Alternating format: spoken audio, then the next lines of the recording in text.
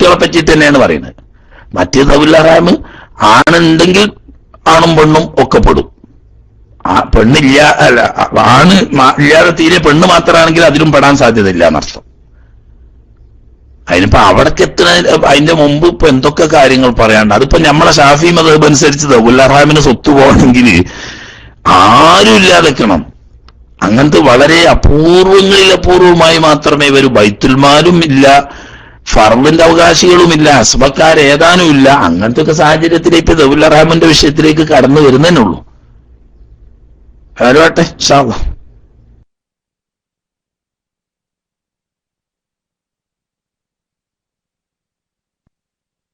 Hello, അസ്സലാമു അലൈക്കും. ഉസ്താദ്, എനിക്ക് ചോദിക്കാനുള്ളത്, ഞങ്ങൾക്ക് ആകെ 20 സെന്റ് സ്ഥലമാണുള്ളത്. അപ്പൊ അത് ഞങ്ങൾ 2 ആൺകുട്ടികളും 2 പെൺകുട്ടികളുമാണ്. എല്ലാവർക്കും ഒരുപോലെ വീതിച്ചു കൊടുക്കണം എന്നാണ് ഉമ്മ പറയേണ്ടത്. അത് ശരയായിട്ട് എന്തെങ്കിലും അതിന് പ്രശ്നങ്ങളുണ്ടോ? അങ്ങനെ വീതിച്ചു കൊടുക്കാൻ പറ്റുമോ? പിന്നെ എനിക്ക് ബോംബെയിലെ ഇളനീരിന്റെ കച്ചവടമാണ്. റമദാൻ മാസം ഇളനീർ കച്ചവടം ചെയ്യാൻ പറ്റുമോ? 2 ചോദ്യമാണ് ഉസ്താദ്, മറുപടി അറിഞ്ഞാൽ. അസ്സലാമു അലൈക്കും.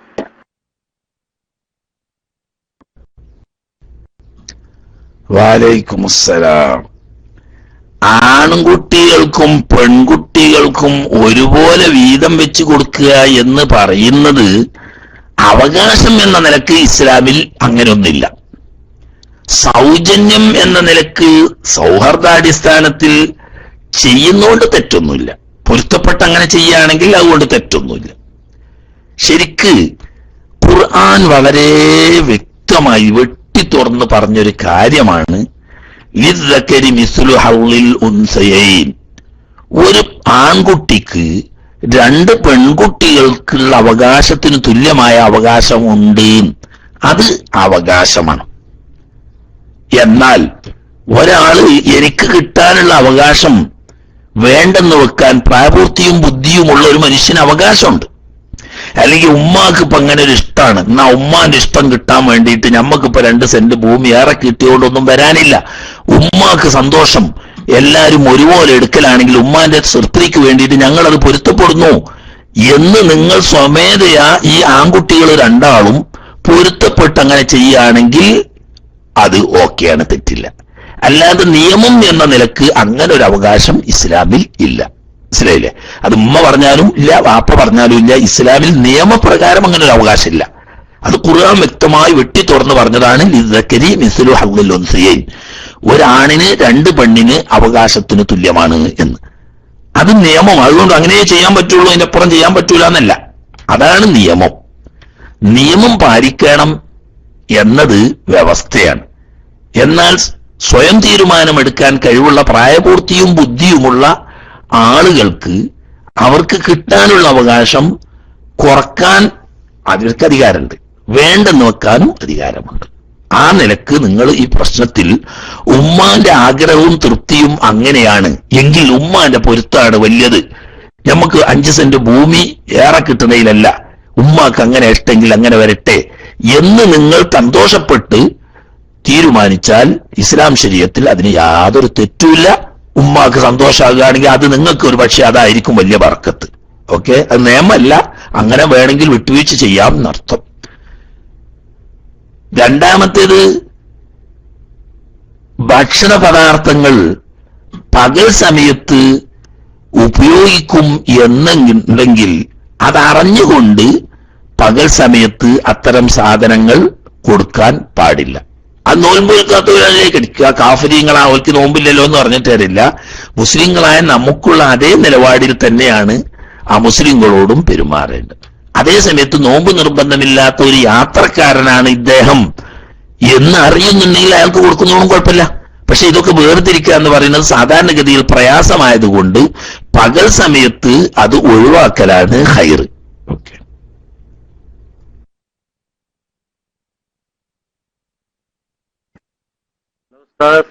ഉസ്താദിന്റെ മറുചോദ്യാണ് ഉസ്താദ്, അങ്ങനെ ഒഴിവാക്കുമ്പോൾ ഒരു മാസം കച്ചവടം നമ്മൾ ബന്ധാക്കുമ്പോൾ അത് കച്ചവടത്തിന് വളരെ ഇതായിട്ട് ബാധിക്കും. പിന്നെ വേറെ കച്ചവടത്തിന് വളരെ പ്രശ്നങ്ങളും ബുദ്ധിമുട്ടുകളൊക്കെ വരും. പിന്നെ അത് ഈ കച്ചവടം ആർക്കെങ്കിലും നടത്താൻ കൊടുക്കാൻ പറ്റുമോ? ഈ കച്ചവടം ഇപ്പൊ നമ്മൾ ചെയ്യാത്ത ഒരു മാസം കഴിഞ്ഞിട്ട് വേറെ ആൾക്കാർ നടത്താൻ കൊടുത്തിട്ട് അത് നമുക്കൊന്നും വേണ്ടാത്ത രൂപത്തിൽ, വാടകയൊന്നും മേടിക്കാത്ത രൂപത്തിൽ വേറെ ആർക്കെങ്കിലും അതിന് ലാഭം നഷ്ടമൊക്കെ അവരെടുത്തിട്ട് അങ്ങനെ പറ്റുമെന്നുള്ളത് ഉസ്താദ് പറഞ്ഞാൽ സാമൂഹ്യം.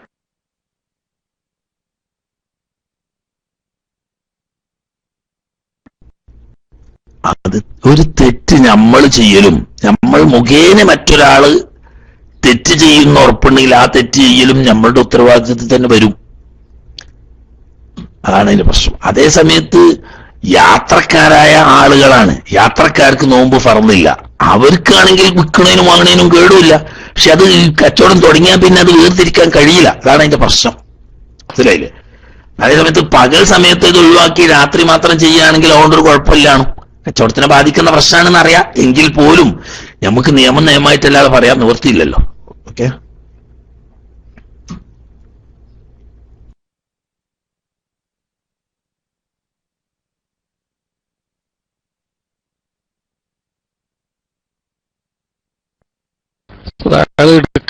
മജീദ് എടുക്കണ് കാണാനില്ല അവിടെ, അല്ലെങ്കിൽ ഒന്ന് റിസാൻ ഒഴിവാക്കി തന്നായിരിക്കും. പിന്നെ ഇന്നലെ പറഞ്ഞു കൊടുത്ത് ചില ആളുകൾ മരിച്ചു കഴിഞ്ഞാൽ നികുതി സ്വന്തം പഞ്ചായത്തേക്ക് ദുന്യാവിന്റെ കാര്യമാണ്, നികുതി അടക്കാനുണ്ടാവും. അപ്പൊ അത് അതിന് ഒഴിവാക്കിയില്ലെങ്കിൽ അദ്ദേഹം കുറ്റക്കാരനാകുമോ, അല്ലെങ്കിൽ ആ നികുതി അടക്കണോ, അത് അവന്റെ ഇടപാടായിട്ട് ഹക്കായിട്ട് അത് കൂട്ടോ, ഷറഈയായിട്ട് ഭൂമിയുടെ പെരയുടെ നികുതിയൊക്കെ അടക്കാണ്ടാവും. ചില ആൾക്കാർ കുറെ കെട്ടി കിടക്കുന്നുണ്ടാവും ചെയ്തത്. അങ്ങനെ അതോടുകൂടി ഹക്കടപാട് പിന്നെ ഒരു കാഫിറിനുക്കും മുസ്ലിമിനും കൊടുക്കാനുള്ളത് ഒരേപോലെ തന്നെയാണോ ആഖിറത്തിൽ ചോദ്യം വരിക അവനക്ക്? അതല്ല അവിടെ തന്നെ ഹർബിയും ദിമ്മിയും വ്യത്യാസമുണ്ടോ? ഉസ്താദ് വിശദീകരിച്ചാലും മൈക്കൂട്ടു.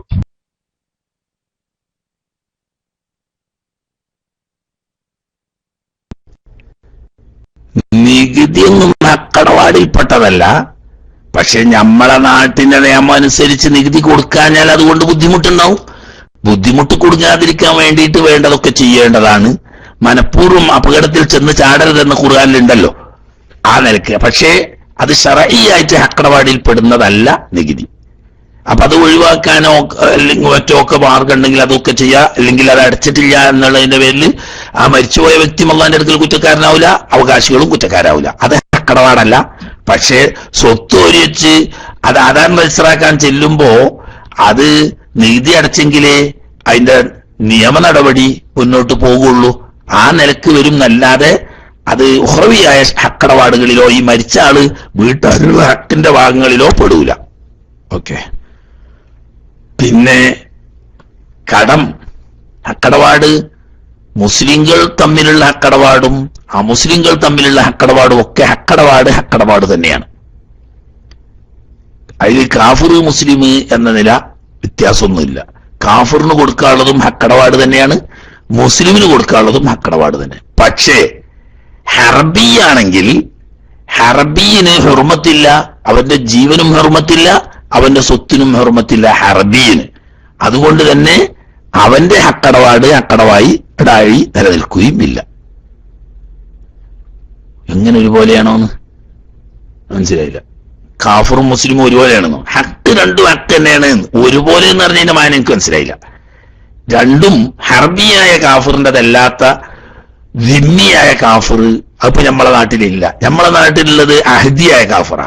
ദിമ്മിയായ കാഫറിന്റെ അതേ ഹുക്കും തന്നെയാണ് അഹദിയായ കാഫറിന്റെ എന്ന് തന്നെയാണ് എന്നാണ് പണ്ട് ശംസുലുലമയൊക്കെ പറഞ്ഞ്. അപ്പൊ അടിസ്ഥാനത്തിൽ നമ്മളെ നാട്ടിലുള്ള സാധാരണ കാഫിര്യങ്ങളൊക്കെ അഹദിയായ കാഫറാ. അവന്റെയും ഹക്കടപാട് തന്നെയാണ്. മന്നലുടെ ഹക്ക് എന്ന് പറയുന്നിടത്ത് ഹർബിയായ കാഫറിൻ്റെതാണെങ്കിൽ അവനുമായിട്ട് ബന്ധമില്ല നമുക്ക്. അതുകൊണ്ട് തന്നെ അവന്റെ ജീവനും ഇസ്ലാമിൽ ഹുർമത്തില്ല, അവന്റെ ധനത്തിനും ഹുർമത്തില്ല. അതുകൊണ്ട് അത് ഹക്കടപാടപ്പെടൂല. അല്ലാത്തതൊക്കെ ഹക്കടപാട് തന്നെ. നികുതി ഹക്കടപാടല്ല, അത് പിന്നെ നമ്മൾ വെറൂറത്തോട് കൊടുക്കുകയാണ്. ഹർബി എന്താണ് അതൊക്കെ ഇനിയിപ്പോ അനന്തരാവകാശത്ത് ഓതി പഠിക്കേണ്ടതല്ല. അതൊക്കെ വേറെ വിഷയങ്ങളാണ്. ഏതായാലും ആട്ടെ, അറബിയായ കാഫിർ എന്ന് പറഞ്ഞാൽ ഒരു മുസ്ലിം ഗവൺമെന്റ് ഭരിക്കുന്ന ഒരു രാജ്യം, ആ രാജ്യത്തിനോട് മതപരമായ കാര്യങ്ങളാൽ യുദ്ധം പ്രഖ്യാപിച്ച ഒരു അമുസ്ലിം രാഷ്ട്രം, ആ രാഷ്ട്രത്തിലെ വ്യക്തിത്വങ്ങൾ, അവരാണ് ഹർബി കാഫിർ. ഒരു വ്യക്തിക്ക് മറ്റൊരു വ്യക്തിയോട് വിരോധമുള്ളത് കൊണ്ടിട്ട് ഹർബി കാഫിർ ആവില്ല. അതല്ലെങ്കിൽ ഒരു പാർട്ടിക്ക് വേറൊരു സമുദായത്തിനോട് ശത്രുത ഉണ്ട് എന്നതുകൊണ്ട് ഹർബി ആവില്ല. ഹർബി ആകണമെങ്കിൽ ഒരു മുസ്ലിം ഗവൺമെന്റ് ഒരു മുസ്ലിം രാജ്യം ഭരിക്കുന്ന മുസ്ലിം ഗവൺമെന്റ്, ആ മുസ്ലിം രാജ്യം, ഈ രാജ്യത്തിനോട് ഇസ്ലാമിന്റെ പേരിൽ യുദ്ധം പ്രഖ്യാപിച്ച മറ്റൊരു ശത്രു രാജ്യം, ആ രാജ്യത്തിലെ പ്രജകളൊക്കെ ആരാവുന്നു? ഹർബികളാവുന്നു. അങ്ങനെ ഇപ്പൊ നിലവിലില്ല യഥാർത്ഥത്തിൽ. ഇപ്പോ മ്യാൻമർ എന്ന് പറയുന്ന പഴയ ബർമയിൽ നടക്കുന്ന അതിക്രൂരമായ മുസ്ലിം ഉന്മൂലനമാണ്, യഥാർത്ഥത്തിൽ വംശഹത്യയാണ് അവിടെ നടക്കുന്നത്. എന്നിട്ടും അവിടുത്തെ ഗവൺമെന്റിന് അതിന് ശക്തമായ കയ്യിലുണ്ട് എന്നുള്ളത് എല്ലാവർക്കും ഉറപ്പാണ്. എന്നിട്ടും അവർ സമ്മതിക്കണില്ലേ?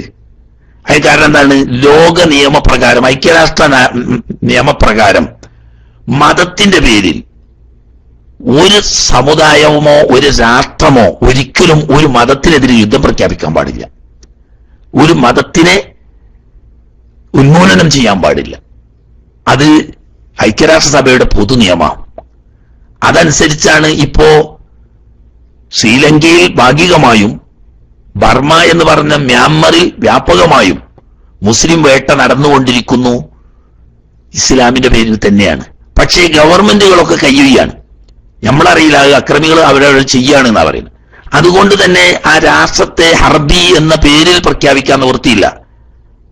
മറിച്ച് ആ നാട്ടിലെ ഗവൺമെന്റ് പ്രഖ്യാപിച്ചു കഴിഞ്ഞാൽ അതോടുകൂടി ആ നാട്ടിനെ ഹർബിയായി പ്രഖ്യാപിക്കപ്പെടും. പക്ഷേ ഹർബിയായ രാജ്യത്തിൽ നിന്ന് നിലനിൽക്കാൻ ഐക്യരാഷ്ട്രസഭ അനുവാദം കൊടുക്കൂല.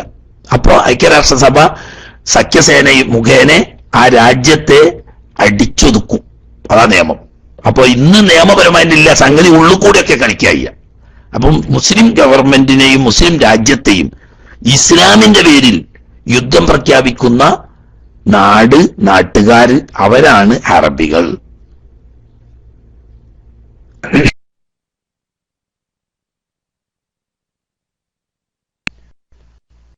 ഹലോ, അസ്സലാമു അലൈക്കും. ഉസ്താദ്, ഈ മഫ്കൂദായ വ്യക്തി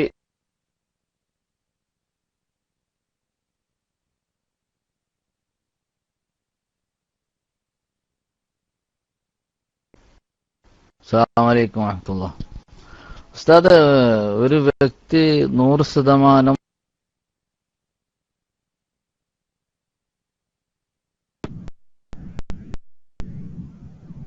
അസ്സലാമു അലൈക്കും.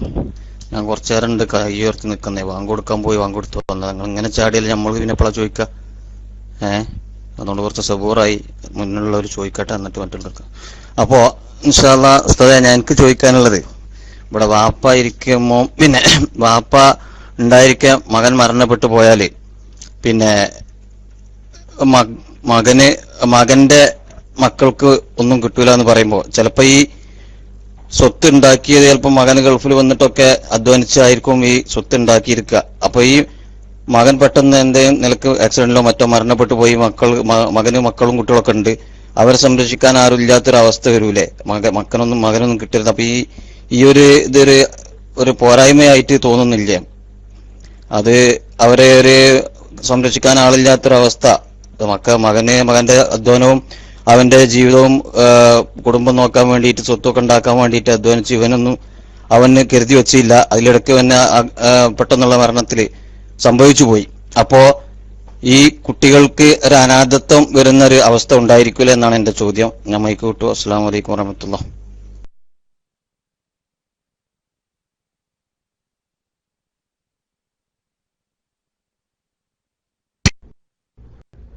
വലൈക്കും സലാം. മുജീബ് മുകളിലായിരുന്നു, കീശിരിയെ കണ്ടിട്ടില്ല. മുജീബ് അദ്ദേഹം മുകളിലായിരുന്നു, പക്ഷെ അദ്ദേഹത്തിന് നേരത്തെ മൈക്ക് എടുക്കാൻ കഴിഞ്ഞിട്ടില്ല. അങ്ങനെ അയാൾ താഴെ പോയതാ. അപ്പോ അയാൾ താഴ്ന്ന് ചാടിയെ കണ്ടപ്പോ കേശേരി താഴ്ന്ന് ചാടുകയാണെന്ന് തോന്നിയതാണ്. അദ്ദേഹം മുകളിൽ ഉണ്ടായിരുന്നു, ഞാൻ കണ്ടതാണ്. നേരത്തെ അദ്ദേഹത്തിന് മൈക്ക് എടുക്കാൻ പറ്റിയില്ല, അങ്ങനെ അദ്ദേഹം എടുക്കാതെ പോയതാണ്. അതുകൊണ്ട് അദ്ദേഹത്തിന് രണ്ടാമത് കീശേരിന്റെ ശേഷം ഇനി അദ്ദേഹം മൈക്ക് എടുക്കട്ടെ. കീശേരിയെ കാണാതെ പറഞ്ഞതാ, താഴ്ത്തുനിന്ന് ചാടിയെ കണ്ടപ്പോ.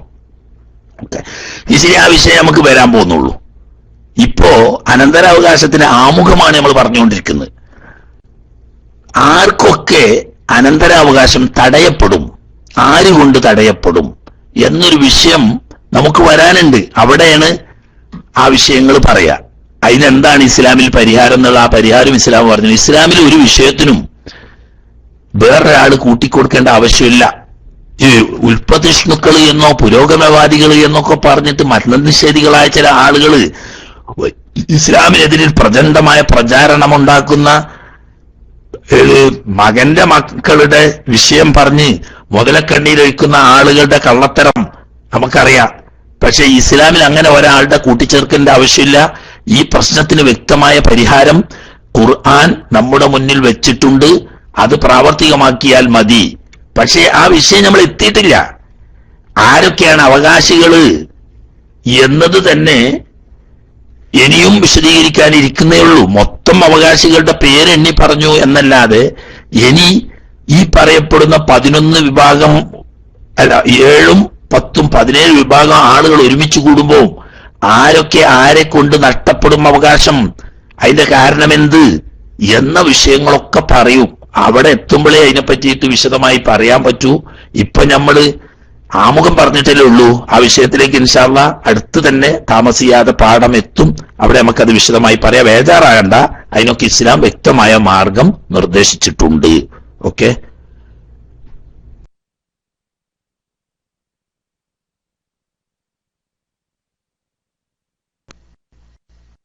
അസ്സലാമു അലൈക്കും ഉസ്താദെ, എന്റെ ചോദ്യം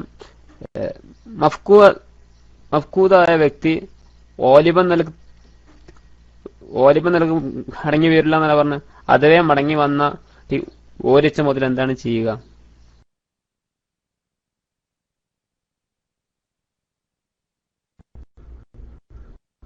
കോടതി വിധിച്ചു കഴിയണം. വാലിബൻ നിലക്ക് ജീവിക്കാത്ത സാധ്യതയുള്ള കാലം വന്നതിനനുസരിച്ച് സ്വത്ത് വയ്ക്കാൻ പറ്റൂല. അതേ സമയത്ത് ഒരു കോടതി ശരീഅത്ത് കോടതിയിൽ പ്രശ്നം ഉന്നയിക്കുകയും കോടതി നിയമപരമായിട്ട് അദ്ദേഹം മരണപ്പെട്ടു എന്ന് വിധിക്കുകയും ചെയ്യണം. അങ്ങനെ വന്നാൽ ഓഹരി ചെയ്യാം.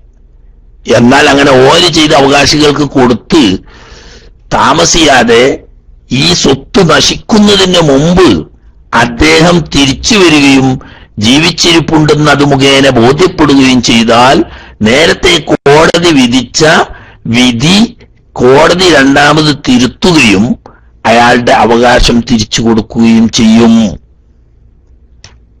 അയാളുടെ അവകാശം അതേ സമയത്ത് ഈ സാധനം എല്ലാം അവകാശികൾ ഉപയോഗപ്പെടുത്തി സാധനം ഇനി നിലവിലില്ല എങ്കിൽ അത് അയാൾക്ക് നഷ്ടപ്പെടും. നിലവിലുണ്ടെങ്കിൽ എന്നാലും അയാൾക്ക് കയറി പിടിക്കാനൊന്നും പറ്റൂല. അയാൾ കോടതി സമീപിച്ച് കാര്യങ്ങൾ ബോധ്യപ്പെടുത്തുകയും കോടതിക്ക് ബോധ്യപ്പെടുകയും ചെയ്യുമ്പോൾ നേരത്തെ വിധിച്ചിരുന്ന വിധി കോടതി തിരുത്തും. അപ്പോൾ അയാൾ ജീവിച്ചിരിപ്പുണ്ട് എന്ന് നിയമം പരമായി സ്ഥിരപ്പെടുകയും അങ്ങനെ അയാളുടെ സ്വത്ത് നിലവിൽ അനന്തരാവകാശികൾ വീതിച്ചെടുത്തത് നിലവിലുണ്ടെങ്കിൽ അയാൾക്ക് തന്നെ തിരിച്ചു ലഭിക്കുകയും ചെയ്യും.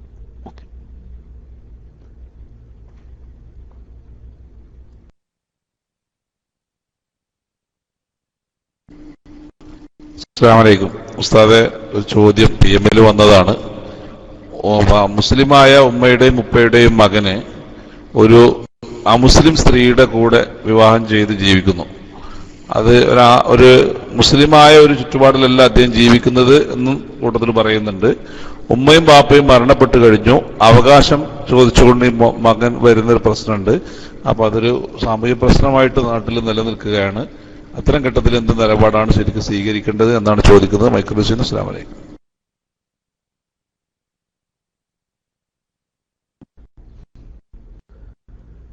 വലൈക്കും അസ്സലാം. ആള് കാഫിറാണെന്ന് ഉറപ്പുണ്ടെങ്കിൽ ഇസ്ലാം ശരീഅത്തനുസരിച്ച് അയാൾക്ക് സ്വത്തിന് അവകാശം ഉണ്ടാവില്ല. കാഫിറാണെന്ന് ഉറപ്പില്ല, ആളെ നടപടിയൊക്കെ കുറച്ച് മോശമാണ്, മറ്റൊരു കൂട്ടത്തിലാണ് എന്നതുകൊണ്ട് മാത്രം അവകാശം നിഷേധിക്കാൻ ഒപ്പില്ല. മനസ്സിലായില്ല? അയാളുടെ നടപടിയൊക്കെ കുറച്ച് മോശമാണ്, മറ്റൊരു കൂട്ടത്തിലാണ് അയാളുടെ ബന്ധും നടപടിയൊക്കെ. പക്ഷെ ഔദ്യോഗിക കാഫിറായി എന്ന് പറയാൻ പറ്റുന്ന അവസ്ഥ എന്നിട്ടില്ല. എന്നാൽ അവകാശം കിട്ടും. അതേ സമയത്ത് ഔദ്യോഗികമായിട്ട് കാഫിർ ആയിട്ടുണ്ട്, അയാൾ കുഫ്രിയത്ത് ഉറപ്പുള്ള ആളാണ് എങ്കിൽ ശരീഅത്ത് നിയമപ്രകാരം അയാൾക്ക് സ്വത്തിന് അവകാശം ഉണ്ടാവില്ല. ഇന്ത്യൻ നിയമപ്രകാരം ഉണ്ടാവാൻ സാധ്യത കാണുന്നുണ്ട്. അതിനെപ്പറ്റി എനിക്ക് കൂടുതൽ അറിയില്ല.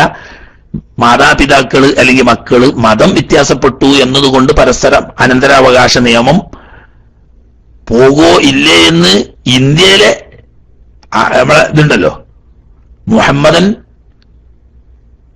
ലോ എന്ന് പറഞ്ഞിട്ട് നമുക്ക് ശരീഅത്ത് നിയമപ്രകാരം അനുവദിച്ചു തന്ന 10 കാര്യങ്ങളുണ്ട്. അതിൽപ്പെട്ട ഒന്നാണ് അനന്തരാവകാശ നിയമം. അതനുസരിച്ച് ആ ആക്ട് പ്രകാരം മക്കൾ അമുസ്ലിംകളായാൽ മുസ്ലിമായ വാപ്പന്റെ സ്വത്ത്, അല്ലെങ്കിൽ അമുസ്ലിമായ മുസ്ലിമായ മക്കളുടെ സ്വത്ത് പരസ്പരം കിട്ടുമോ എന്ന് ഇന്ത്യൻ നിയമപ്രകാരം എങ്ങനെയാണെന്ന് അന്വേഷിക്കേണ്ടതാണ്. കാരണം നാട്ടിലത്തെ പ്രശ്നമായതുകൊണ്ട് ചിലപ്പോൾ നാട്ടിൽ പ്രശ്നം വരും എന്ന് കാണുമ്പോൾ ഓൻ കോടതിയിൽ പോയാൽ എങ്ങനെ വരും എന്ന് എനിക്ക് പറയാൻ കഴിയില്ല. അത് കോടതി നിയമമായിട്ട് അറിയുന്നവർ പറയേണ്ടതാണ്. ആള് കാഫിറായി കഴിഞ്ഞാൽ അത് ആണായാലും പെണ്ണായാലും കാഫിറായിട്ടുണ്ടെങ്കിൽ പലപ്പോഴും നാട്ടിൽ വ്യാപകമായി നടക്കുന്ന ഒരു പ്രശ്നം ഇന്നതാണ്. അതായത് ഇവര് പെൺകുട്ടികളെ ലവ് ജിഹാദ് എന്ന പേര് നമ്മളെ പറയുന്നുണ്ടെങ്കിലും നടക്കുന്നത് അവരെ ഭാഗത്തുനിന്ന ഈ വർഗീയവാദികളായ ആളുകൾ ചില യുവാക്കളെ, പ്രത്യേകിച്ച് ആശാരിമാരൊക്കെ പോലെ ഇപ്പം അത് കുറഞ്ഞാണ്. ഏതായാലും വീട്ടുപണിക്ക് എന്ന് പറഞ്ഞിട്ട് വന്നിരുന്ന ആശാരിമാര്, സ്വർണ്ണപ്പണിക്കാര് പോലത്തെ ആളുകളെ ഉപയോഗപ്പെടുത്തി മുസ്ലിം പെൺകുട്ടികളെ വശീകരിച്ച് പ്രേമം നടിച്ച് കൊണ്ടുപോയി മതം മാറ്റി അവര് കല്യാണം കഴിക്കുന്ന ഒരവസ്ഥ ഉണ്ടായിരുന്നു. അങ്ങനെ നമ്മുടെ നാട്ടിലൊക്കെ ഉണ്ട് ഇപ്പോഴും. അത് കിശിരിയൊക്കെ അങ്ങനെ അറിയപ്പെട്ട ഒരു നല്ല മാന്യമായ ഒരു തറവാട്ടിൽ നിന്നിട്ട് ഒരു ടൈലർ പണി എടുത്തിരുന്ന ഒരു തീയനോറ്റോ ഒരു പെൺകുട്ടിനെ പ്രേമം നടിച്ചു കൊണ്ടുപോയി അവൾ ഹിന്ദു ആയിട്ട് അടക്കുന്നുണ്ട്. എന്നിട്ട് തന്നെയല്ല, അവളുടെ വലിയ ലക്ഷക്കണക്കിന് ഉറുപ്പ്യ വില വരുന്ന സ്വത്തിന്റെ ഉടമകളാണ് അവര്. ഒരുപാട് വാടക കിട്ടുന്ന ബിൽഡിങ്ങുകളൊക്കെ ഉണ്ട്. എന്നിട്ട് ഉമ്മ ജീവിച്ചിരിപ്പുണ്ട്, ഉമ്മ അവൾക്ക് കൊടുക്കരുത് എന്ന് പറഞ്ഞാൽ ഇവൾ ഭീഷണിപ്പെടുത്തിയിട്ട് വന്നിട്ട് ബലത്താൽ വാങ്ങിപ്പോവുകയൊക്കെ ചെയ്യുന്നുണ്ട്. അങ്ങനെ വന്ന ഇസ്ലാം ശരീഅത്തനുസരിച്ച് ഔദ്യോഗികമായിട്ട് മതം മാറിക്കഴിഞ്ഞ് കാഫിറായാൽ മകനായാലും മകളായാലും പാപ്പാന്റെയോ ഉമ്മാന്റെയോ സ്വത്തിൽ നിന്നിട്ട് യാതൊരു അവകാശവും ഇസ്ലാം ശരീഅത്തനുസരിച്ചില്ല.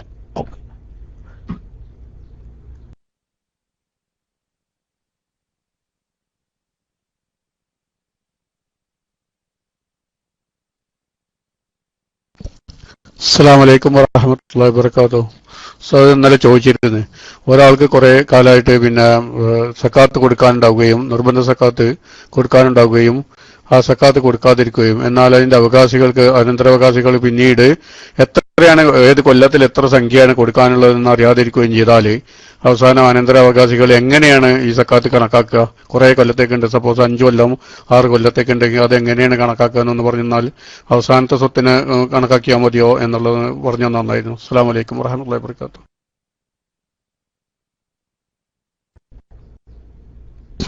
സൂക്ഷ്മതയാണ് നല്ലത്. അതായത് ഏകദേശം ഇത്രയും സംഖ്യയിൽ കുറയില്ല എന്ന ഒരു ഉറപ്പ് വരുന്ന സംഖ്യ കൊടുത്താൽ മതി. ഏതായാലും അവർ കുറ്റക്കാരാവില്ല. കാരണം എന്താണെന്ന് വെച്ചാൽ അവർ ബാധ്യസ്ഥരാവണമെങ്കിൽ ഈ വാപ്പ രേഖാമൂലം ഒന്നിരിക്കൽ വാക്കാലോ അല്ലെങ്കിൽ എഴുത്തു മുഖേനയോ ഇത്ര രൂപ സക്കാത്ത് വകുപ്പിൽ ഞാൻ കൊടുക്കേണ്ടതുണ്ട് എന്ന് അറിയിച്ചിട്ട് അത് അറിയുന്നുണ്ടെങ്കിൽ മാത്രമേ ഇവർക്ക് നിർബന്ധമാവുകയുള്ളൂ. എന്നാൽ സൂക്ഷ്മത, കാരണം സാധുക്കളുടെ ഹക്കാണല്ലോ സക്കാത്ത് എന്ന് പറയുന്നത്, അത് നമ്മൾക്ക് പെട്ടാൽ നമ്മളെ മുതലിന്റെ ബർക്കത്ത് പോവുകയാണല്ലോ. അപ്പൊ ആ നിലക്ക് ഇത്ര കൊല്ലത്തെ സക്കാത്ത് ബാക്കിയുണ്ടാകും, ഏകദേശം ഇത്ര സംഖ്യയിൽ കുറയില്ല എന്ന് ഉറപ്പുള്ള ഒരു സംഖ്യ സക്കാത്തായിട്ട് കൊടുക്കലാണ് സൂക്ഷ്മത. നിയമപ്രകാരം എഴുത്ത് മുഖേനയോ വാക്ക് മുഖേനയോ അറിഞ്ഞ് ബോധ്യമുണ്ടെങ്കിൽ മാത്രം കൊടുക്കലേ വുജൂബുള്ളൂ. അങ്ങനെ വരുമ്പോ ഏകദേശം എത്ര ഉണ്ട് എന്നുള്ള കണക്കും കിട്ടുമല്ലോ. ഏതായാലും സൂക്ഷ്മത, ഈ സംഖ്യയിലും കുറയില്ല എന്ന ഉറപ്പ് വരുന്ന ഒരു സംഖ്യ കൊടുക്കുക. ഏറെ ഉണ്ടെങ്കിൽ സദഖയ്ക്കോട്ടെ എന്ന് വെക്കാം.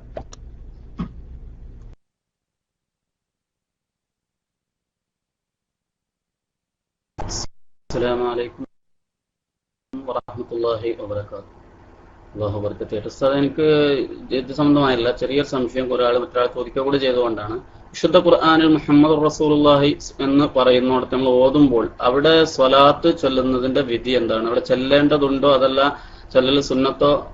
അത് അതിന്റെ വിധി എന്ന്, അതുപോലെ മുഹമ്മദ് റസൂലുള്ളാഹി മറ്റു സ്ഥലത്ത് മുഹമ്മദ് എന്ന് പേരുള്ള സ്ഥലത്ത് അവിടെ നമ്മൾ ഖുർആൻ ഓതുമ്പോൾ സ്വലാത്ത് ചൊല്ലേണ്ടതുണ്ടോ? അങ്ങനെയാണെങ്കിൽ അത് ഓതിക്കഴിഞ്ഞതിന് ശേഷമാണ് അല്ല ഓതിക്കൊണ്ടിരിക്കുമ്പോൾ ചെല്ലാൻ പറ്റുമോ? അതൊന്ന് പറഞ്ഞു തന്നാൽ ഉപകാരമായിരുന്നു. അസ്സലാമു അലൈക്കും വറഹ്മത്തുള്ളാഹി വബറകാതുഹു. ഓതിക്കൊണ്ടിരിക്കുമ്പോൾ മുഹമ്മദുർ റസൂലുള്ളാഹി സ്വല്ലല്ലാഹു അലൈഹി വസല്ലം തങ്ങളുടെ പേര് വരുമ്പോൾ സ്വലാത്ത് ചൊല്ലൽ പ്രത്യേകം സുന്നത്തില്ല, കൽപ്പനയും ഇല്ല. അതേസമയത്ത് കേട്ടിരിക്കുന്നവർക്ക് അത് സുന്നത്താണ്, നല്ലതാ. കാരണം ഓതുന്നവൻ അവിടെ ഖുർആൻ ഓതുക എന്ന നിലക്കാണ് ഓതുന്നത്. അതുകൊണ്ട് തന്നെ കേട്ട് ഞങ്ങൾ മറ്റേ സബിയസ്മയിലൊക്കെ സുഫി ഇബ്രാഹിം വ മൂസ എന്ന് പറഞ്ഞിട്ട് വെക്കുകയാണല്ലോ. അപ്പൊ ഈ ഓതിയ ആൾക്ക് അലൈഹിമസ്സലാം എന്ന് പറയൽ പ്രത്യേകം സുന്നത്തൊന്നുമില്ല. പറഞ്ഞുകൊണ്ട് കേടുണ്ടായിട്ടല്ല, പ്രത്യേകം സുന്നത്തില്ല. അതേസമയത്ത് പുറത്തുനിന്ന് ഒരാൾ കേൾക്കുകയാണ്, അയാൾക്ക് വേണമെങ്കിൽ അലൈഹിമസ്സലാം എന്ന് പറയാം. എന്നതുപോലെ തന്നെ നമ്മൾ ഓതുകയാണ് മുഹമ്മദുർ റസൂലുള്ളാഹി വല്ലദീന മഅഹു വശിദ്ദാഉ അലൽ കുഫാർ. ആ ഓതുന്ന ആൾ അത് ഖുർആൻ ഓതുക എന്ന നിലക്ക് അള്ളാഹുവിന്റെ കലാം ഓതുകയാണ്. അതുകൊണ്ട് തന്നെ അവിടെ പ്രത്യേകം സലാത്ത് ചെല്ലൽ സുന്നത്തില്ല. പുറമെ ഒരാൾ കേട്ടുകൊണ്ടിരിക്കുകയാണ്, അയാൾ റസൂലുള്ളാഹി സ്വല്ലല്ലാഹു അലൈഹി വസല്ലം തങ്ങളുടെ പേര് പറയുന്നത് കേട്ടാൽ സ്വലാത്ത് ചെല്ലൽ സുന്നത്തിനെ. ഓതുന്ന ആള് നബി സല്ലല്ലാഹു അലൈഹി വസല്ലം തങ്ങളുടെ പേര് പറയുക എന്ന നിലക്കല്ല അത് പറയുന്നത്. സംഗതി പേരാണെങ്കിലും ഖുർആൻ ശരീഫ് ഓതുക എന്ന നിലക്കാണ്. അപ്പൊ പലയിടത്തുകൊണ്ട് 4 സ്ഥലത്ത് മുഹമ്മദ് എന്നും 1 സ്ഥലത്ത് അഹമ്മദ് എന്നും റസൂലുള്ളാഹി സ്വല്ലല്ലാഹു അലൈഹി വസല്ലം തങ്ങളുടെ പേര് അല്ലാഹു തആല പറഞ്ഞിട്ടുണ്ട്. അവിടെയൊക്കെ വിധി ഇത് തന്നെയാണ്. പ്രത്യേകം ഓതുന്ന ആൾക്ക് സ്വലാത്ത് ചെല്ലൽ സുന്നത്തില്ല. തെറ്റാണെന്നുള്ള അർത്ഥത്തിനല്ല, അങ്ങനെ കൽപ്പനയില്ല, സുന്നത്തില്ല. അതിന്റെ കാരണം നബി സല്ലല്ലാഹു അലൈഹി വസല്ലം തങ്ങളുടെ പേരുച്ചരിക്കുക എന്ന നിലക്കല്ല അത് ഓതുന്നത്, ഖുർആൻ ശരീഫ് ഓതുക എന്ന നിലക്കാണ്.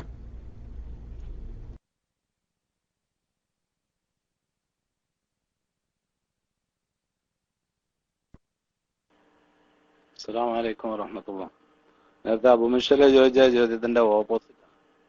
ബാപ്പ പിന്നെ ശിർക്കായ കാര്യങ്ങൾ ചെയ്യുന്നവനായിരുന്നു, മുശ്രിക്കായിരുന്നു എന്ന് വിശ്വസിക്കുന്ന ആൾക്ക് ബാപ്പാന്റെ സ്വത്തില് അവകാശം ഉണ്ടാവുമോ?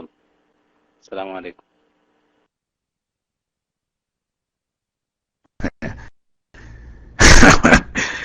അത് ഓലോട് ചോദിക്കേണ്ടതാണ്. ശരിക്ക് ഓൽക്ക് വാങ്ങാൻ പാടില്ല. അല്ലെങ്കിൽ അച്ഛക്ക് വല്ല പറയുന്നതിന് വല്ല ആത്മാർത്ഥതയുണ്ടോ? വെറുതെ എന്തെങ്കിലും നാക്കിട്ടടിക്കുക എന്നല്ലാതെ എന്താ? അല്ലെങ്കിൽ കുത്തുബിയത്ത് വെച്ച് രാത്രി 3 മണിക്ക് വന്ന മല്ലാക്ക അർത്ഥ പോത്തർച്ചി വാബി മൗദൂദിയൊക്കെ വാങ്ങിയിട്ട് മൂക്കറ്റം തിന്നണില്ലേ? മുശ്രിക്ക് അർത്ഥ തിന്നലാലവോ? എന്താണ് ഇനി? അതല്ല, രാത്രി കുത്തുബിയത്ത് കഴിഞ്ഞ് കടന്നുറങ്ങിയ മോഞ്ഞാരും മല്ലാക്കും സുബൈക്കരിച്ചാൻ വരുമ്പം അതിന്റെ പിന്നിൽ തുടർന്ന് ഈ മൊഹാബി മൗദൂദി നിൽക്കിരിക്കണില്ലേ? അതൊന്നും ഇഖ്ലാസിന്റെ പറച്ചിലല്ലാന്ന്. വെറുതെ ആത്മാർത്ഥത ഇല്ലാതെ എന്തെങ്കിലും തൊള്ളയെ തോന്നിയത് പറയാ എന്നാണ് അതിന് പറയാ. അതിലൊന്നും മാനില്ല. ശരിക്കും ഓര് പറയണത് ഇഖ്ലാസ് ആണെങ്കിൽ, ഇഖ്ലാസ് ആണെങ്കിൽ ബദരീങ്ങളുടെ മേലെ അർത്ഥത് തിന്നൽ ചവൻ തിന്നതിനൊപ്പം തുല്യാണ്, അല്ലെങ്കിൽ പന്നിയിറച്ചിക്ക് തുല്യാണ് എന്ന് പറയുന്ന ആ ഇഖ്ലാസ് ഉണ്ടെങ്കിൽ ശിർക്ക് ചെയ്യുന്ന വല്ലാക്ക അർത്ഥത് തിന്നലും അതന്നെയല്ലേ വിധി. ശിർക്ക് ചെയ്യുന്ന വാപ്പമ്മമാരുടെ സ്വത്ത് ഓരിച്ചെടുക്കുന്നതും അതന്നെയാണ് വിധി. അതൊക്കെ വെറുതെ തൊണ്ടന്റെ കീഴ്പ്പെട്ടിറങ്ങാതെ തൊള്ളയെ തോന്നിയത് പറയാണ്. അതിലൊന്നും ഒരു മാനിയില്ല. യഥാർത്ഥത്തിൽ നിയമപ്രകാരം ഓൻ അത് വിശ്വസിക്കുന്നുണ്ടെങ്കിൽ, ഈ എമ്മയും ബാപ്പയും ശിർക്ക് ചെയ്തത് കൊണ്ട് അവർ മുശ്രിക്കാണെന്ന് വിശ്വസിക്കുന്നുണ്ടെങ്കിൽ അവരുടെ സ്വത്തിൽ അവർക്ക് അവകാശമില്ല. അതിന് അവർക്കത് വിശ്വാസമൊന്നുമില്ല. വെറുതെ തൊള്ളയെ തോന്നി ഇങ്ങനെ പറയാണേ.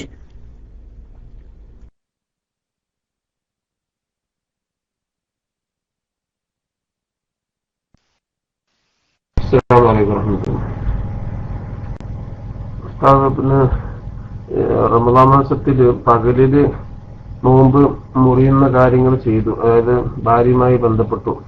അങ്ങനെ ആ കാരണത്താൽ 2 മാസം തുടർച്ചയായി നോമ്പ് എടുക്കണമെന്ന് പറഞ്ഞിരുന്നു. അതിന്റെ അടിസ്ഥാനത്തിൽ നോമ്പ് എടുത്ത് കൊണ്ടിരിക്കുന്ന ഒരാൾക്ക് 34 ദിവസങ്ങളായതിന്റെ സമയത്ത് അയാൾക്ക് ശരീരത്തിന് പ്രത്യേകമായ അസുഖം അനുഭവപ്പെട്ടു. അഥവാ പിന്നെ ഛർദി അല്ലെങ്കിൽ നിൽക്കാത്ത വയറ്റിന്ന് പോക്ക്, അങ്ങനെ ശരീരം കൊണ്ട് ക്ഷീണം വലിയ ശക്തിയായി നോമ്പ് മുറിക്കേണ്ടി വന്നു. അങ്ങനത്തെ ഒരാൾക്ക് പിന്നെ അത് പിന്നെ വീട്ടുന്ന സമയത്ത് വീട് അവിടെ നിന്ന് മുതൽ 2 മാസം എടുക്കണം. അതല്ല അത് കണ്ടിന്യൂ ചെയ്ത് കണ്ട് പൂർത്തിയാക്കിയാൽ മതിയെ, അതല്ല അതിന് പകരമായിട്ട് വേറെല്ലാം ചെയ്യാൻ പറ്റുള്ളൂ.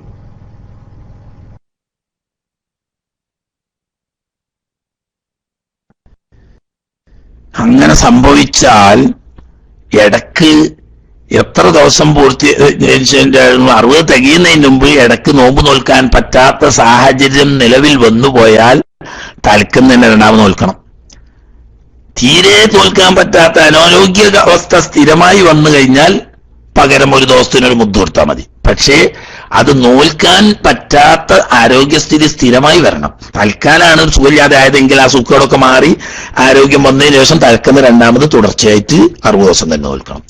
കാരണം ഷെഹ്റൈനി മുത്തതാബിഐനി എന്ന് ഹദീസുകളിൽ വ്യക്തമായി തന്നെ പറഞ്ഞിട്ടുണ്ട്. അതുപോലെ തന്നെ കഫാറത്ത് പറയുന്ന ആയത്തുകളിലും മുത്തതാബിഐനി പറഞ്ഞിട്ടുണ്ട്. അപ്പൊ അതുകൊണ്ട് ഇടമുറിയാൻ പാടില്ല. രോഗം കൊണ്ടായാലും യാത്ര കൊണ്ടായാലും മറ്റു കാരണങ്ങളെ കൊണ്ടായാലും ഇടമുറിഞ്ഞു പോയാൽ ആ മുത്തതാബിഐനി വരും. അതുകൊണ്ടാണല്ലോ സ്ത്രീകൾക്ക് ആ നോമ്പില്ലല്ലോ. പുരുഷനാണ് ഈ കഫാറത്ത് ചെയ്യേണ്ടതാണ്, സ്ത്രീക്കില്ല. കാരണം എന്താ, സ്ത്രീയെ സംബന്ധിച്ച് ഒരിക്കലും അത് ചെയ്യാൻ കഴിയില്ല. സാധാരണഗതിയിൽ സ്ത്രീകൾക്ക് 2 മാസം പൂർത്തിയായിട്ട് ഹൈളില്ലാതെക്കുവോ? അപ്പൊ ഹൈള് കാരണം ഇടക്ക് നിന്നുപോയാലും ഈ 60 തുടർച്ച എന്ന് പറഞ്ഞു പോവും. എങ്കിൽ അതുപോലെ തന്നെയാണ് സൂക്കേട് കൊണ്ടോ യാത്ര കൊണ്ടോ മറ്റ് നോമ്പ് ഒഴിവാക്കൽ ഹലാലാവുന്ന മറ്റ് കാര്യങ്ങളെ കൊണ്ടോ മാത്രമല്ല രാത്രി നീയത്ത് വെക്കാൻ മറക്കൽ കൊണ്ടോ ഇടയ്ക്കൊരു ദിവസം നോമ്പ് വിട്ടുപോയാൽ ആദ്യം മുതൽ തന്നെ രണ്ടാമത് വീണ്ടും 60 നോൽക്കണം. നേരത്തെ നോറ്റത് സുന്നത്ത് നോൽബായി പരിഗണിക്കപ്പെടും. കഫാറത്ത് വീടൂല. കഫാറത്ത് വീടണമെങ്കിൽ തുടർച്ചയായി തന്നെ വേണം എന്നത് ഷർത്താണ്. ഇനി തടിക്ക് ആഫിയത്ത് കുറവാണ്, തുടർച്ചയായിട്ട് 60 എടുക്കാൻ കഴിയില്ല എന്ന അവസ്ഥയാണ്. തീരെ കഴിയൂല എന്നാണോ? ഉദാഹരണം, ഒരു അൾസർ രോഗിയാണ്, അയാളെ സംബന്ധിച്ച് നോമ്പെടുക്കാൻ പറ്റൂല, എന്നും തീരെ പറ്റൂല, അങ്ങനത്തെ ഒരു അവസ്ഥയാണ്. എങ്കിൽ പിന്നെ അയാള് ഒരു ദിവസത്തിനൊരു മുദ്ദ് വീതം 60 മുദ്ദ് കൊടുത്താൽ മതി. തൽക്കാലത്തെ രോഗങ്ങളെ കൊണ്ടോ വിഷമങ്ങളെ കൊണ്ടോ നോക്കാൻ കഴിയാത്തതാണെങ്കിൽ ആ വിഷമവും രോഗവും മാറിയതിന്റെ ശേഷം 60 ദിവസം തുടർച്ചയായിട്ട് നോമ്പെടുക്കുകയും വേണം.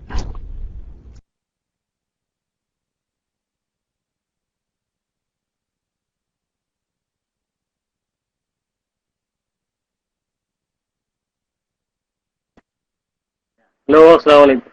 ഉസ്താദേ, ഞാൻ ചോദിച്ചതിന്റെ ഒരു സംശയം തീർന്നിട്ടില്ല. പിന്നെ ഞാൻ കച്ചവടം ചെയ്യുന്ന സ്ഥലത്ത് ഹിന്ദുക്കളാണ് കൂടുതലുള്ളത്. അപ്പൊ ആ സ്ഥലത്ത് നമുക്ക് നോമ്പിന് കച്ചവടം ചെയ്യാൻ പറ്റുമോ? പിന്നെ അതല്ല, കച്ചവടം ചെയ്യാതെ അങ്ങോട്ട് പോകുന്നിട്ടുണ്ടെങ്കിൽ നമ്മൾ ആ സ്ഥലം പോവും, പിന്നെ അവിടെ നമുക്ക് കച്ചവടം ചെയ്യാൻ പിന്നെ പറ്റൂല. അങ്ങനെയൊക്കെയുള്ള ഓരോരോ വിഷയങ്ങളുണ്ട്. അപ്പൊ അതിന് ഉസ്താദ് ശക്തി ഒരു മറുപടി പറഞ്ഞാലും. പിന്നെ ഞാൻ ഒന്ന് വീണിട്ട് കാല് മുറിഞ്ഞു കിടക്കുകയാണ്. അപ്പൊ ഉസ്താദ് പ്രത്യേകം ദ്വാർക്കും വേണം. അസ്സലാമു അലൈക്കും.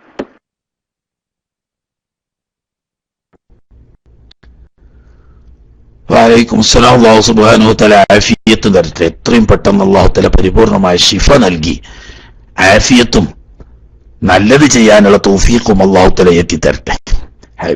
ബദരീങ്ങളുടെ ബറക്കത്ത് കൊണ്ടും ഹബീബ് റസൂലുള്ളാഹി സ്വല്ലല്ലാഹു അലൈഹി വസല്ലം തങ്ങളുടെ ഹക്ക് കൊണ്ടും എത്രയും പെട്ടെന്ന് അല്ലാഹു തആല പൂർണ്ണമായ ശിഫ തന്ന് അനുഗ്രഹിക്കുമാറാകട്ടെ. നിങ്ങൾ ചോദിച്ചതൊക്കെ മാനുഷികമായ പ്രയാസങ്ങളാണ്. എങ്കിലും ഇസ്ലാമിക നിയമപ്രകാരം നമ്മളൊരു ഹറാമ് ചെയ്യാൻ അതൊന്നും ഒരു ന്യായമായി കാണുന്നില്ല എന്ന് പറയേണ്ടി വന്നതിൽ വിഷമമുണ്ട്. പറയാതിരിക്കാൻ നിവൃത്തിയും ഇല്ല. മനസ്സിലായില്ലേ? സംഗതി പ്രായോഗികമായി ചില പ്രയാസങ്ങൾ ഉണ്ട് എന്നത് സത്യമാണ്. പക്ഷേ നിയമം അതുകൊണ്ട് മാറ്റാൻ മാത്രമുള്ള വെറൂറത്ത് എന്നൊരവസ്ഥ അതിന്റെ മുന്നിൽ കാണുന്നില്ല. ഇസ്ലാം ശരീഅത്തനുസരിച്ച് ഇനി വേറെ വല്ല മദ്ഹബിലും വഴിയുണ്ടോ എന്ന് എനിക്കറിയില്ല. വല്ല ഹനഫികളോട് ബോംബെയിലൊക്കെ ആവുമ്പോൾ ഹനഫിയിൽപ്പെട്ട ഉസ്താദന്മാരൊക്കെ ഉണ്ടാകാൻ സാധ്യതയുണ്ട്. അവരോടൊക്കെ ചോദിച്ചിട്ട് ഞാൻ അവരെ മദ്ഹബിൽ അങ്ങനെ ചില നിയമങ്ങളൊക്കെ വ്യത്യാസമുണ്ടാകാൻ സാധ്യതയുണ്ട്. കാരണം നമ്മളെ കാഴ്ചപ്പാടും ഹനഫി മദ്ഹബിന്റെ കാഴ്ചപ്പാടും ഈ വിഷയത്തിൽ ചില മാറ്റങ്ങളുണ്ട്.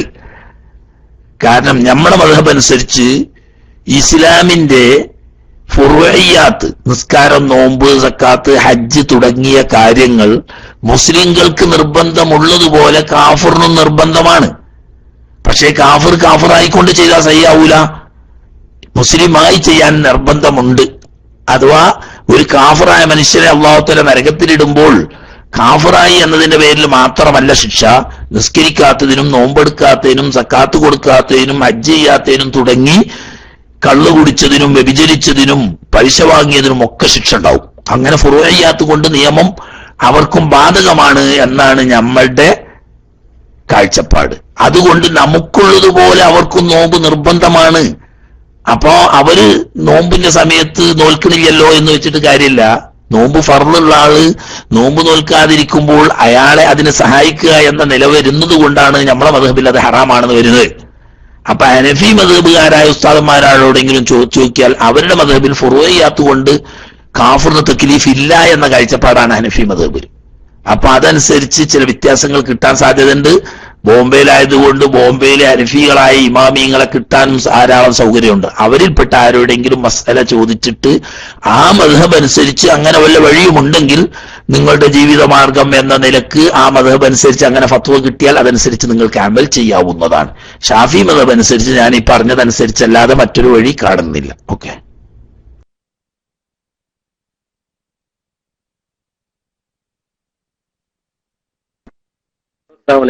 ഉസ്താദായി ഞാൻ ചോദിച്ചിരുന്നു, ഞാൻ അവിടെ ഹനഫി മദ്ഹബിൽപ്പെട്ട ഒരു വലിയൊരു പണ്ഡിതനോട് ചോദിച്ചപ്പോൾ എന്നോട് പറഞ്ഞത് പിന്നെ ഇവിടൊക്കെ 4 മണ്ടേശോടെ പള്ളിയുടെ മുന്നിൽ പിന്നെ വെള്ളം അതൊക്കെ വിൽക്കലുണ്ട്, ഈ നോമ്പറക്കാർക്കുള്ള ആവശ്യമുള്ള സാധനങ്ങൾ.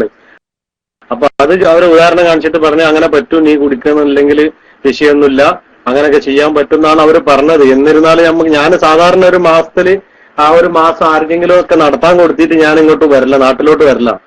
പക്ഷെ എല്ലാരും പറഞ്ഞു അത് അങ്ങനെയും പറ്റൂല എന്ന് പറഞ്ഞപ്പോഴാണ് ഉസ്താദിനോട് ചോദിച്ചത്. ഏതായാലും ഉസ്താദ് പ്രത്യേകം ദ്വാരക്ക്. അസ്സലാമു അലൈക്കും.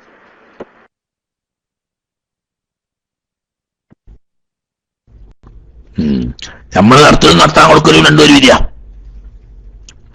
നമ്മൾ നടത്തലും നടത്താൻ കൊടുക്കലും രണ്ടും ഒരു വിധിയാ. അടിസ്ഥാനപരമായി വീക്ഷണത്തിൽ മദ്ഹബുകൾ തമ്മിൽ ചെറിയ വ്യത്യാസം ഈ വിഷയത്തിൽ ഉള്ളത് കൊണ്ട് ആ മദ്ഹബ് അനുസരിച്ച് തഖ്ലീദ് ചെയ്യാം. ആ വിഷയത്തിൽ ഹനഫി മദ്ഹബിനെ തഖ്ലീദ് ചെയ്തുകൊണ്ട് അങ്ങനെ നടത്താൻ കൊടുക്കുകയോ നടത്തുകയോ ഒക്കെ ചെയ്യുന്നത് കൊണ്ട് കുഴപ്പമുണ്ടാവും. നമ്മളെ മദ്ഹബ് അനുസരിച്ച് നമ്മൾ നടത്തുന്നതും നടത്താൻ വേണ്ടി മറ്റൊരാൾക്ക് ഏൽപ്പിച്ചു കൊടുക്കുന്നതും രണ്ടും തുല്യമാണ്. ഓക്കെ.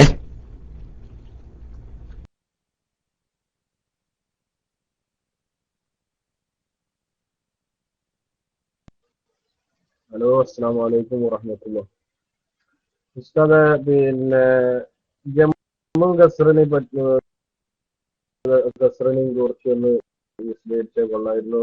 പിന്നെ ഇവിടുന്ന് ഞങ്ങൾ അബുദാബിയിൽ ജോലി ചെയ്യാണ്. ഇവിടുന്ന് 150 കിലോമീറ്റർ ദുബൈയിലേക്കുണ്ട്. അപ്പോൾ ഈ 150 കിലോമീറ്ററിന്റെ ഈ ഒരു വ്യവസ്ഥ വെച്ചിട്ട് നമുക്ക് ജമ്മു കസ്ർ ആക്കാൻ പറ്റുമോ? പിന്നെ അതിനോട് ഉപമിച്ചാണ് ഈ ജുമായിൽ നമുക്ക് ജമ്മു കസ്റും പിന്നെ നിർബന്ധം ഉണ്ടാവും ചെയ്യാൻ എടുക്കാനും കഴിയുമോ എന്ന് ഒന്ന് വിശദീകരിച്ചാൽ കൊള്ളാം.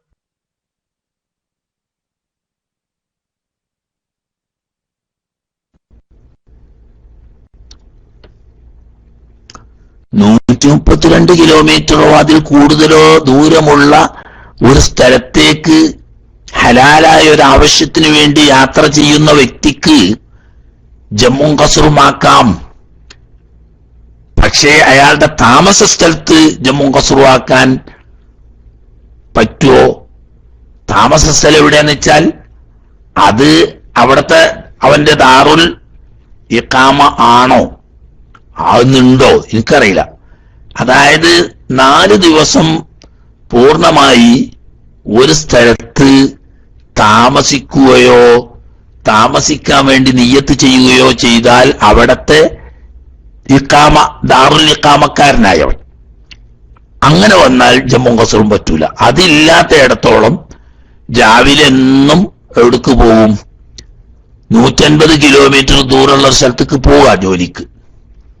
അപ്പോൾ 2 മർഹലയിൽ കൂടുതൽ ദൂരമുള്ള യാത്രയിലാണ്. അവിടെ ചെന്നിട്ട് വൈകിട്ട് തിരിച്ച് ഇങ്ങോട്ട് തന്നെ പോരുകയാണ്. ഇവിടെ വന്നാലോ ഇവിടെ ഉണ്ടോ താമസം? ഇവിടെ അന്ന് രാത്രി താമസിച്ചിട്ട് നേരം വെളുത്താ തിരിച്ച് അങ്ങോട്ട് തന്നെ പോവുകയാണ്. അപ്പൊ ഒരു സ്ഥലത്തും അയാള് സ്ഥിരമായി 4 ദിവസം താമസിക്കുന്നില്ല. 150 കിലോമീറ്റർ എന്ന് പറഞ്ഞാൽ 2 മർഹലയേക്കാൾ കൂടുതൽ എന്തായാലും ഉണ്ടെന്നുള്ള ഉറപ്പാണ്. ഹനഫി മദ്ഹബ് അനുസരിച്ച് 3 മർഹലയുണ്ട്. നമ്മളെ മദ്ഹബ് അനുസരിച്ച് 2 മർഹലയും ചില്ലറയുണ്ട്. രണ്ടായാലും ജമ്മു കസ്റും ജായിസാവുന്ന ദൂരമുണ്ട്. ഹലാലായ ആവശ്യത്തിന് വേണ്ടി പോകുക എന്ന് പറഞ്ഞാൽ അതും റെഡിയാണ്. ജോലി ആവശ്യം എന്ന് പറഞ്ഞാൽ ഹലാലായ ഒരു ആവശ്യം തന്നെയാണല്ലോ. നിശ്ചിത ലക്ഷ്യസ്ഥാനത്തേക്ക് പോവുകയാണ്, വണ്ടിയായിട്ട് ഇങ്ങനെ കറങ്ങിയല്ല. അതുകൊണ്ട് ജമ്മു കസ്റും ജായിസാവുന്ന നിബന്ധന ഒത്ത യാത്രയായതുകൊണ്ട് ജമ്മു കസ്റും ആക്കുന്നതിന് കുഴപ്പമില്ല. പക്ഷെ സ്ഥിരമായി അങ്ങനെ തന്നെ ആയ ആളുകൾക്ക് ജമ്മു കസ്റും ഒഴിവാക്കി അതാതിന്റെ സമയത്ത് പൂർത്തിയാക്കി നിസ്കരിക്കുന്നതാണ് ഉത്തമം. സ്ഥിരമായിട്ട് പ്രധാന ഡ്രൈവർമാരെ പോലെ അല്ലെങ്കിൽ നിങ്ങൾ പറഞ്ഞേക്ക് എന്നും പോയി വരുന്നവരെ പോലെ ആണെങ്കിൽ അതാതിന്റെ സമയത്ത് പൂർത്തിയാക്കി നിസ്കരിക്കുന്നത് തന്നെയാണ് ഉത്തമം. പക്ഷേ യാത്രയിൽ ചിലപ്പോൾ നിസ്കാരം കളാക്ക് സാധ്യത ഉണ്ടെങ്കിൽ കളാക്കൊന്നും വേണ്ട, ജമ്മു കസുറാക്കൽ ജായിസാണ്.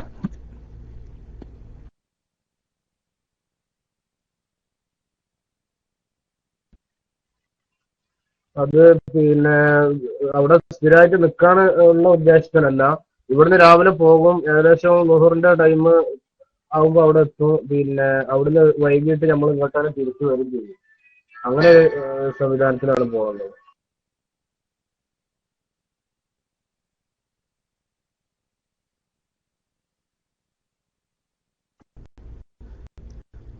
അതൊക്കെ പറഞ്ഞല്ലേ അഭിവഞ്ഞതിൽ എന്താ ഒരു സംശയം? എനിക്ക് മനസ്സിലായില്ല.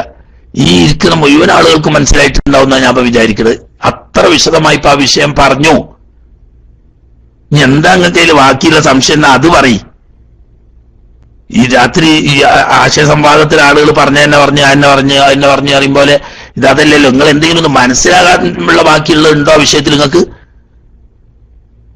ജമ്മു കസറും ജായിസാണെങ്കിൽ 132 കിലോമീറ്ററോ അതിൽ കൂടുതലോ യാത്രയായിരിക്കണം. ഹലാലായ ആവശ്യത്തിന് വേണ്ടി ആയിരിക്കണം. ഒരു ലക്ഷ്യസ്ഥാനം ഉണ്ടായിരിക്കണം. ഒരു സ്ഥലത്ത് പൂർണ്ണമായ 4 ദിവസം താമസിക്കുകയോ താമസിക്കാൻ കരുതുകയോ ചെയ്യാതിരിക്കണം. ഈ നിബന്ധന ഒത്താൽ ജമ്മു കസുറുവാക്കൽ ജായിസാണ് എന്ന് മലയാളത്തിലാ പറഞ്ഞത്. ഇനി അവിടെ തന്നെ പറഞ്ഞു, സ്ഥിരമായി അങ്ങനെ പോക്കും വരവും ആയതുകൊണ്ട് കഴിയുമെങ്കിൽ അതാതിന്റെ സമയത്ത് തന്നെ നിസ്കരിക്കുകയും പൂർത്തിയാക്കി നിസ്കരിക്കുകയും ചെയ്യലാണ് ഉത്തമം, അഫ്ളല്. എന്നാൽ ആവശ്യമെങ്കിൽ ജമ്മും കസറും ആക്കൽ ജായിസാണ്. സാധാരണ ഒരുവിധം ആളുകളൊക്കെ ഞാൻ ഇങ്ങനെ ഈ ചെറിയ തത്തമേ പൂച്ച പറയും പോലെ പറഞ്ഞാൽ പിന്നെ പറയേണ്ടി വരില്ല. അതിപ്പോ 3 വട്ടമായിട്ട് പിന്നെ പുതിയ വിഷയമൊന്നും അവതരിപ്പിക്കുന്നുമില്ല. ഇനി അതിൽ ഏതെങ്കിലും ഭാഗം നിങ്ങൾക്ക് മനസ്സിലാകാത്ത ഉണ്ടെങ്കിൽ അല്ലെങ്കിൽ വിവരണം ആവശ്യമുള്ളതുണ്ട്, അതെന്താണെന്ന് എടുത്ത് ചോദിക്കുക. അല്ലാതെ ഇങ്ങനെ പറഞ്ഞുകൊണ്ട് കാര്യമില്ല.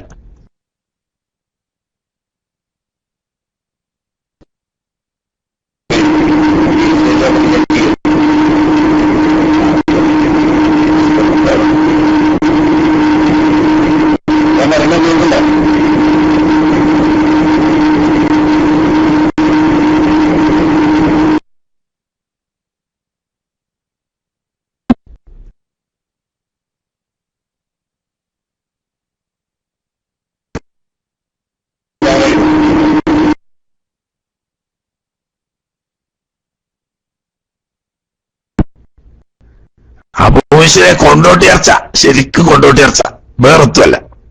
അതിലെന്തൊക്കെ കേൾക്കണമൊക്കെ അങ്ങക്ക് കേൾക്കുന്നുണ്ട്. കൊയല് വിളിയും ചെണ്ടമുട്ടും പാട്ടും ബെയ്ത്തും എല്ലാം കൂടിയുള്ള ശരിക്ക് മോങ്ങത്ത് കൊണ്ടോട്ടിയർച്ച നടക്കുന്നുണ്ട് എന്ന് എന്നെ തോന്നി. എനിക്ക് വേറെ ഒന്നും കേൾക്കണില്ല.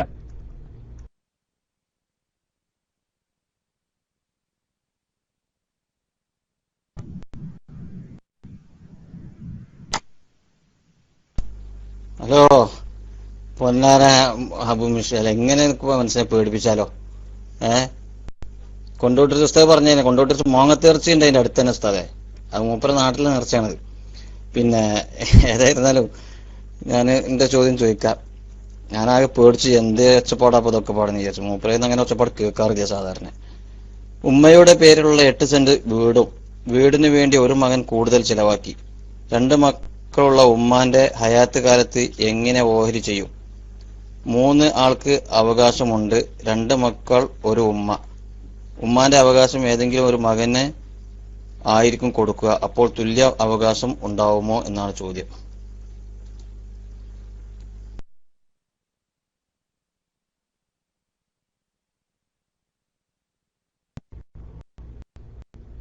ഉമ്മ ജീവിച്ചിരിക്കുമ്പോൾ ഉമ്മ ആർക്കും അവകാശം കൊടുക്കാൻ പാടില്ല, കൊടുക്കണ്ട. അത് പിന്നൊക്കെ സങ്കടത്തിന് ഇടവരും.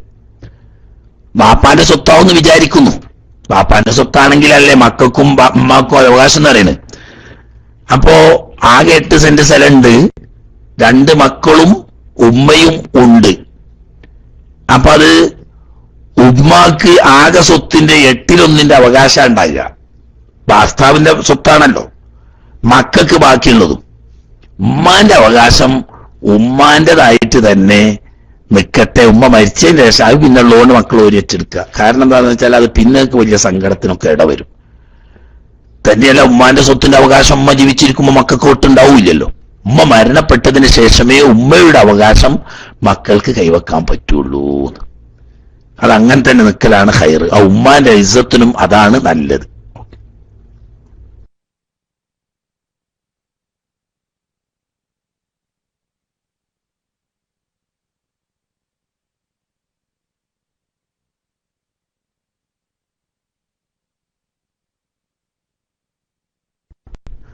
അലിയൻസുകാർ ഉസ്താദ് മുകളിലുണ്ടായിട്ട് അവിടെ ഇല്ല, സ്ഥലത്ത് ഇല്ല എന്നാ തോന്നുന്നത്. ഇന്നലെ മുകളിൽ കുറെ ഇടയ്ക്ക് ഉണ്ടായിരുന്നു, പക്ഷെ ലാസ്റ്റ് മൂപ്പര സമയത്തിന് മുമ്പ് നമ്മള് സമയം കഴിഞ്ഞത് കൊണ്ട് നിർത്തിപ്പോയി. ഇന്ന് അലിയൻസുകാർ ഉസ്താദ് കുറച്ചേരായിട്ട് കൈ ഉയർത്തി നിൽക്കുന്നുണ്ട്, പക്ഷെ ഇപ്പം മൈക്ക് എടുക്കുന്ന കാണാനില്ല. ആള് സ്ഥലത്തുണ്ടെങ്കിൽ പെട്ടെന്ന് എടുത്തോളി.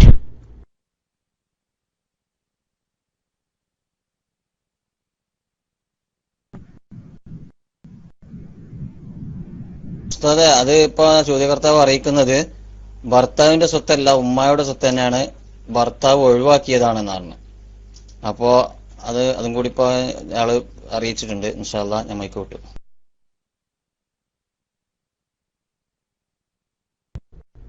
ഉമ്മാന്റെ സ്വത്താണെങ്കിൽ ഉമ്മ മരിക്കുന്നത് വരെ മക്കൾക്ക് അതിൽ ഒരു ഉറുപ്പ്യന്റെ അവകാശമില്ല.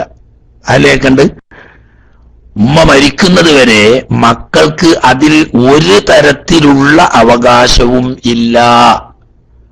ഉമ്മ ജീവിച്ചിരിക്കുന്ന കാലത്ത് ഉമ്മയുടെ സ്വത്തിൽ മക്കൾ കാശ് ചെലവാക്കി വീടെടുത്താൽ പോലും ആ വീട്ടിന്റെ ഉടമാവകാശം മക്കൾക്കില്ല. കാരണം ഉമ്മാന്റെ സ്വത്തിൽ എടുത്ത് ഉമ്മാന്റെ ആണ്. ഉമ്മ മരിച്ചോട്ടെ, അതിന്റെ ശേഷം മക്കൾക്ക് ഓരിവെച്ചെടുക്കുക. ഉമ്മാന്റെ സ്വത്തിൽ മക്കൾക്ക് ഉമ്മ ജീവിച്ചിരിക്കുമ്പോൾ ഒരു ഹലാല പോലും അവകാശമില്ല. ബാപ്പാന്റെ സ്വത്തിൽ ബാപ്പ ജീവിച്ചിരിക്കുമ്പോൾ മക്കൾക്കോ ഭാര്യക്കോ ഒരു ഹലാലക്ക് പോലും അവകാശമില്ല. അപ്പൊ അതുകൊണ്ട് ഉമ്മായുടെ വഫാത്തിന്റെ ശേഷമല്ലാതെ ഉമ്മയുടെ സ്വത്തിന് യാതൊരു അവകാശവും മക്കൾക്കില്ല.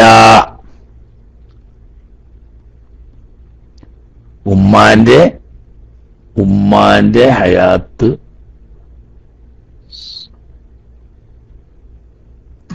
ആയിക്കോട്ടെ, ആരുതായാലും ജീവിച്ചിരിക്കുന്ന ഒരാളുടെ സ്വത്ത് മറ്റൊരാൾക്ക് യാതൊരു നിലക്കുള്ള അവകാശവും ഇല്ല. അവർ കൊടുത്താൽ കിട്ടുന്നല്ലാതെ അവകാശമില്ല. ഓക്കെ.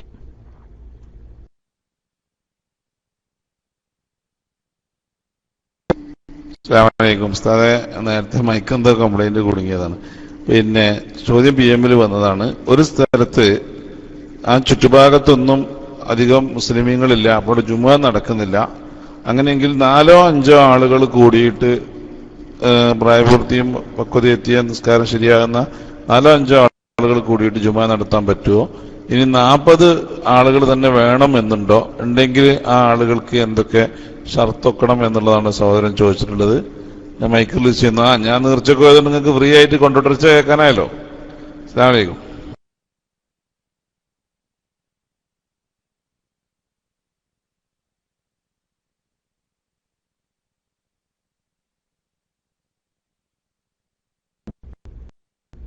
ഷാഫി മദ്ഹബിലെ പ്രബലമായ അഭിപ്രായ പ്രകാരം 40 ആളുണ്ടാവൽ ഷർത്താണ്.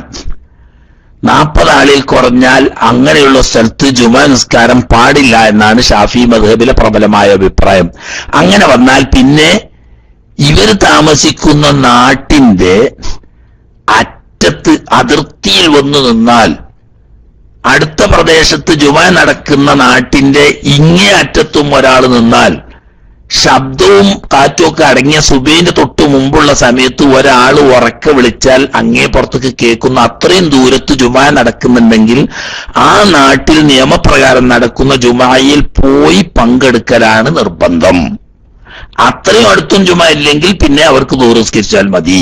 ഇതാണ് ഷാഫി മദ്ഹബ്. എന്നാൽ ഷാഫി മദ്ഹബിലെ പ്രബലമായ കൗലല്ലെങ്കിലും മറ്റ് ചില കൗലുകൾ അനുസരിച്ച് 4 ആള് ഒരു നാട്ടിൽ പ്രായപൂർത്തിയും ബുദ്ധിയുമുള്ള മുസ്ലിമായ ആ നാട്ടിലെ സ്ഥിരതാമസക്കാരായ ആളുകൾ ഉണ്ടെങ്കിൽ ആ രണ്ടാം കൗലനുസരിച്ച് ജുമാ സ്ഥാപിക്കാവുന്നതും അവര് 4 പേര് ഒരുമിച്ചുകൂടി ഖുതുബ നിർവഹിച്ച് നിസ്കരിച്ചാൽ ജുമാ സഹിയാവുന്നതും ആണ്.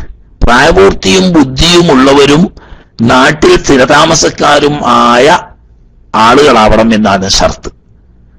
പുരുഷന്മാരാവണം, പ്രായപൂർത്തിയും ബുദ്ധിയുള്ളവരാവണം, നാട്ടിലെ സ്ഥിരതാമസക്കാരാവണം. അങ്ങനെയുള്ള 4 ആളുകളാണ് ഒരു പ്രദേശത്ത് താമസിക്കുന്നതെങ്കിലും അവിടെ 2ാം ഖൗലനുസരിച്ച് ജുമാ നടപ്പാക്കാം. അങ്ങനെ നടപ്പാക്കിയാൽ ആ ജുമാ ശരിയാവുകയും ചെയ്യും. എങ്കിലും അങ്ങനെ നടപ്പാക്കിയ സൂക്ഷ്മതയ്ക്ക് വേണ്ടി 100 മടക്കി നിസ്കരിക്കൽ സുന്നത്തുണ്ട് എന്ന് ഇമാമിയങ്ങൾ വ്യക്തമാക്കിയിട്ടുമുണ്ട്. ശരിക്കും നിയമപ്രകാരം വേണ്ട 40 ആളില്ലെങ്കിൽ ആ നാട്ടിൽ നിന്നിട്ട് അതിർത്തിയിൽ പോയാൽ മറ്റേ നാട്ടിൽ നിന്ന് ബാങ്ക് കൊടുക്കുന്ന അത്രയും അകലത്തിലുള്ള പരിസര പ്രദേശങ്ങളിൽ നിയമപ്രകാരമുള്ള 40 ആളുകളുടെ ജുമാ നടക്കുന്നതെങ്കിൽ ആ ജുമായിൽ പോയി നിസ്കരിക്കണം എന്നാണ് നിയമം. ഓക്കെ.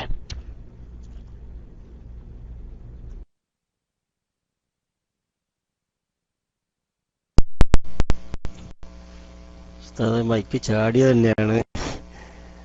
ഞാനൊരു സലാത്തിനെ പറ്റി പറഞ്ഞല്ലോ ഉസ്താദ്.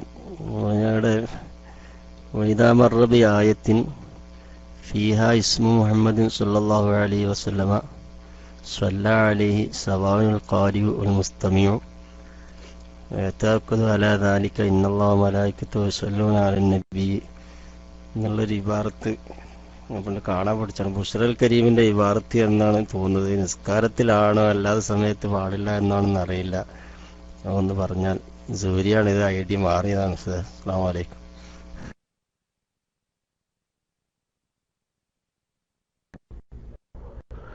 ഞാൻ കണ്ടിട്ടില്ല.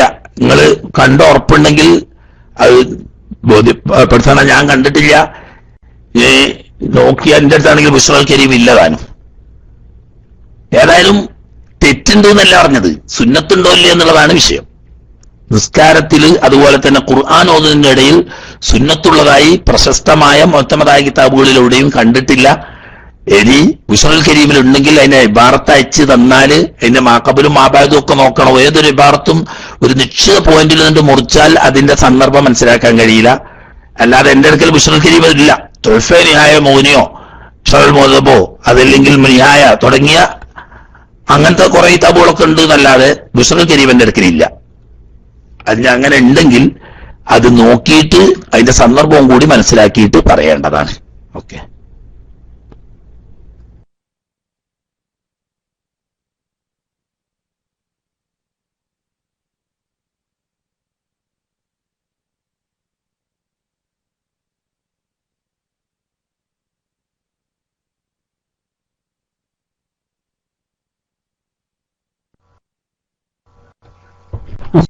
അസ്സലാമലൈക്കും. ഞാനൊരു സർക്കാർ ഉദ്യോഗസ്ഥനാണ്. ഏതാണ്ട് 30,000 റുപ്യോളം ഒരു കൊല്ലം ഇൻകം ടാക്സ് കൊടുക്കുന്നുണ്ട്. എൻ്റെ ഇപ്പോൾ ഒരു ജോലി ചെയ്യുന്ന ഗൾഫിലൊക്കെ ജോലി ചെയ്യുന്ന ആൾക്കാർ അവർ ടാക്സ് ഒന്നും കൊടുക്കുന്നില്ല, അവർ സക്കാത്ത് മാത്രമല്ലേ കൊടുക്കുന്നുള്ളൂ. അപ്പോൾ എൻ്റെ ഈ 30,000 റുപ്യയിൽ നിന്ന് കുറച്ച് എമൗണ്ട് സക്കാത്തായിട്ട് പരിഗണിക്കാൻ പറ്റുമോ? അസ്സലാമലൈക്കും.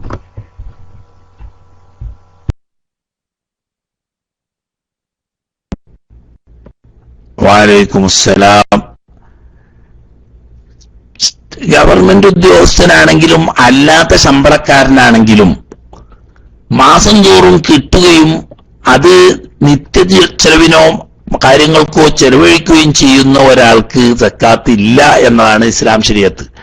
അതേസമയത്ത് ഈ കാശ് ശമ്പളം സ്റ്റോക്ക് ചെയ്യുന്നുണ്ട് എങ്കിൽ 595 ഗ്രാം വെള്ളിക്ക് തുല്യമായ തുക നമ്മുടെ അക്കൗണ്ടിൽ വന്നത് മുതൽ കൊല്ലം തികയുമ്പോൾ അതിന്റെ 2.5% സക്കാത്ത് കൊടുക്കണം. അതിലേക്ക് നമ്മൾ ടാക്സ് ആയി കൊടുത്തത് പരിഗണിക്കാൻ പറ്റുന്നതല്ല. ടാക്സ് ഒക്കെ കഴിച്ച് നമ്മുടെ ഉടമയിൽ കൈവശം നിന്നിട്ട് ഒരു കൊല്ലം പൂർത്തിയായ സംഖ്യ ഉണ്ടെങ്കിൽ അതിനേ സക്കാത്ത് കൊടുക്കേണ്ടതുള്ളൂ. ആ കൊടുക്കുന്ന കൂട്ടത്തിൽ നേരത്തെ ഗവൺമെന്റിലേക്ക് നിർബന്ധമായും കൊടുക്കേണ്ട ടാക്സ് ഉണ്ടാവും. തൊഴിൽ ടാക്സുമായിട്ടും മറ്റുമൊക്കെ ബന്ധപ്പെട്ട ഇതുണ്ടാവും. അത് നികുതി അല്ലാതെ അത് സക്കാത്തായി പരിഗണിക്കൂല. സക്കാത്ത് പരിഗണിക്കണമെങ്കിൽ സക്കാത്തിന്റെ അവകാശികളിൽപ്പെട്ട 8ൽ ഒരു വിഭാഗത്തിൽപ്പെട്ടവർക്ക് തന്നെ കൊടുക്കണം. അതല്ലെങ്കിൽ മുസ്ലിം ഗവൺമെന്റിന്റെ സക്കാത്ത് ഫണ്ടിലേക്ക് അടക്കണം. എങ്കിലേ സക്കാത്ത് വീടുള്ളൂ.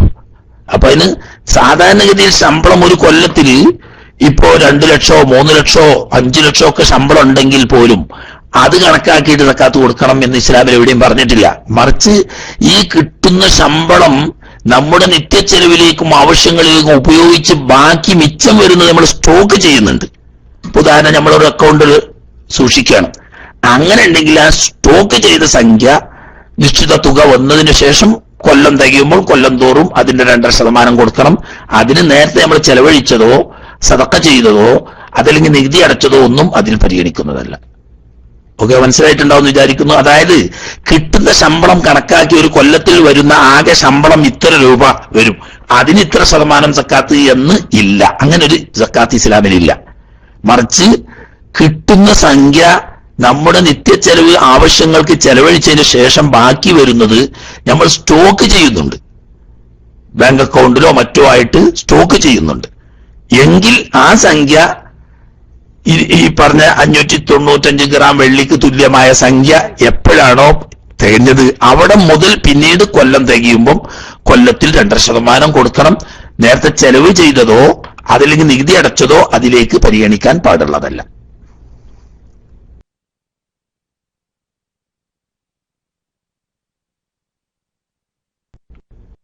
സമയം നമ്മൾ പറഞ്ഞേക്ക് 3:45 നിർത്താൻ. ഞാനിപ്പം നേരത്തെ ബാങ്ക് കുറച്ച് മുന്നോട്ട് വന്നു തുടങ്ങിയിട്ടുണ്ട്. അതുകൊണ്ട് ബാക്കി ആളുകൾ ദയവ് ചെയ്ത് ക്ഷമിക്കുക. നമുക്ക് ഒരു ഫാത്തിഹ ഓതി ദുആ ചെയ്യാനുണ്ട്. കാരണം നമ്മളെ പ്രിയപ്പെട്ട അബ്രജിന്റെ വല്യമ്മ മരണപ്പെട്ട് അവരുടെ മേലില്, അതുപോലെ തന്നെ എന്റെ പ്രിയപ്പെട്ട 1-2 സുഹൃത്തുക്കള് പ്രത്യേകം നേരിട്ട് വന്ന് പറഞ്ഞതുകൊണ്ട് അവരുടെയൊക്കെ പേരിൽ ഒരു ഫാത്തിഹ ഓതി ദുആ ചെയ്യുക. ഒന്ന്, മിനിയാന്ന് മരണപ്പെട്ട കുന്നത്തീരി മൊയ്തീൻ കുട്ടി ഹാജി എന്ന കീശേരിക്ക് തൊട്ടടുത്തുള്ള കുഴിഞ്ഞോളം എന്ന പ്രദേശം. ഈ മൊയ്തീൻ കുട്ടി ഹാജി അവരുടെ മകൻ നമ്മുടെ കുഴിമണ്ണ ഇസ്സത്തുൽ ഇസ്ലാം കോംപ്ലക്സിന്റെ ഓർഗനൈസറായി ഇവിടെ ഉണ്ട്. അദ്ദേഹം ഒരു ഉസ്താദാണ്. അദ്ദേഹം പ്രത്യേകം പറഞ്ഞതാണ് പാപ്പന്റെ പേരിൽ ദുആയിൽ പ്രത്യേകം ഉൾപ്പെടുത്തണമെന്ന്. ഒരു സുന്നത്ത് ജമാഅത്തിന്റെ ഒരു നല്ല ഒരു സഹകാരിയായിരുന്നു. അദ്ദേഹത്തിന് അല്ലാഹു തആല മഗ്ഫിറത്തും റഹ്മത്തും നൽകുമാറാകട്ടെ. അതുപോലെ തന്നെ മറ്റൊരു പ്രവർത്തകന്റെ ഉമ്മ പറശ്ശേരി ഹലീമ, അതും കുഴിഞ്ഞോളം തന്നെ. ഈ കുഴിഞ്ഞോളത്തിലുള്ള പറശ്ശേരി ഹലീമ എന്നവരും അതുപോലെ കുന്നത്തീരി മൊയ്തീൻ കുട്ടി ഹാജി എന്നവരും അവരുടെ പേരിലും അതുപോലെ തന്നെ നമ്മളെ അബ്രജിന്റെ വല്യമ്മ അവരുടെ പേരിലും ഒക്കെ ഒരു ഫാത്തിഹ ഓതി ദുആ ചെയ്യണം. അതിന്റെ ഇടക്ക് എന്തോ പ്രധാനപ്പെട്ട കാര്യം ഉണർത്താനുണ്ടെന്ന് നമ്മളെ പ്രിയപ്പെട്ട തെക്കുമല ഉസ്താദ് പറയുന്നുണ്ട്. തെക്കുമല ഉസ്താദ് നെയ്ക്കെടുത്തോളി. അതിനുശേഷം നമുക്കൊരു ഫാത്തിഹ ഓതി ദുആ ചെയ്യാം ഇൻഷാ അല്ലാഹ്.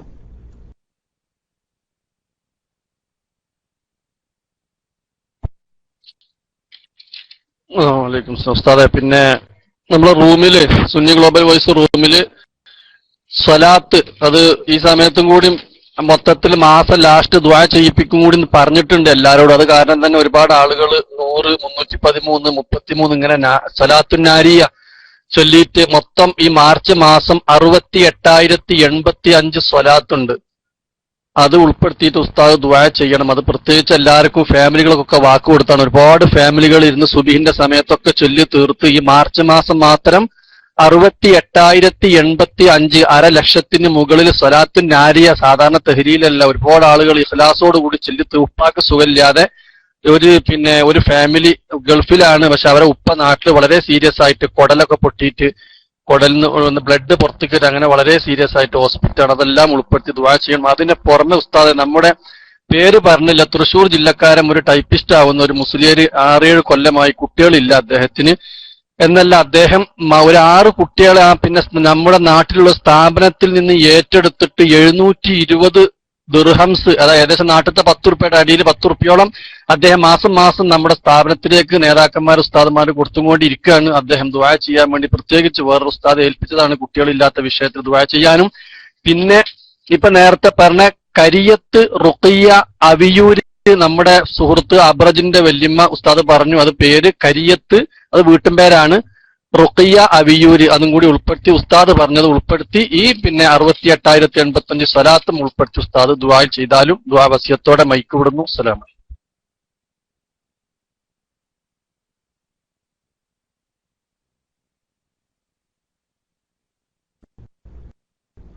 വഅലൈക്കും അസ്സലാം വറഹ്മത്തുള്ളാഹി. ഇൻഷാ അല്ലാഹ് അതുപോലെ സുഖമില്ലാത്ത ഒന്ന് രണ്ട് ആളുകൾ, ഒരു കുട്ടിക്ക് വല്ലാത്ത ഒരു പ്രത്യേക രോഗം ബാധിച്ച് അത് പഴുപ്പായി ഇറങ്ങി ഉള്ളിലൊക്കെ ബാധിച്ചിട്ടുണ്ട്, പ്രത്യേകം ദുആ ചെയ്യാൻ പറഞ്ഞ് ഏൽപ്പിച്ചതുണ്ട്. അതുപോലെ തന്നെ തീപ്പൊള്ളലേറ്റ് ഗ്യാസ് അടുപ്പ് തുറന്നപ്പം തീ ആകെ പൊട്ടിത്തെറിച്ച് ശരീരം തീപ്പൊള്ളലേറ്റ് ആശുപത്രി കിടക്കുന്ന ആളുണ്ട്. അതുപോലെ തന്നെ ഇപ്പൊ ചെറുപ്പ ഉസ്താദ് പറയുന്ന നമ്മളെ ക്ലാസ്സിൽ എപ്പോഴും ശ്രോതാവായ കീശിരിക്കാരനായ ഒരാള് തന്നെ, അദ്ദേഹത്തിന്റെ ആരാണ് ഈ അട്ടെ എല്ലാം പെട്ട് അല്ലാഹു സുബ്ഹാനഹു വ തആല എല്ലാവിധ വിഷമങ്ങളും അരപ്പാരോ ഒരാൾ മൊബൈൽ അടിക്കുന്നുണ്ട് ഈ ദർക്കിന്റെ ഇടയിൽ അല്ല